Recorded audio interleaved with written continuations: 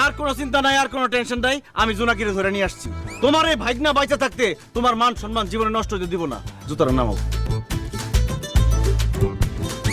এই ভাগনা, তুই আমার জন্য যা করছিস না, আমি কেউ দেখে নাই তো? না কেউ দেখে নেই। তোর কথা আমি সারা জীবন মনে রাখবো। আমার সম্মান তুই বাঁচাইছিস। তুই চুপ করে আসিস কেন? কোথায় গেছিলি, কার সাথে যাইতে চাইছিলি? বল নাম, বল নাম, বল নাম, বল। চুপ করে দাঁড়িয়ে আসছিস কেন? সত্যি করে কই গেছিলি? কার সাথে পালাই গেছে বুঝো না আমি?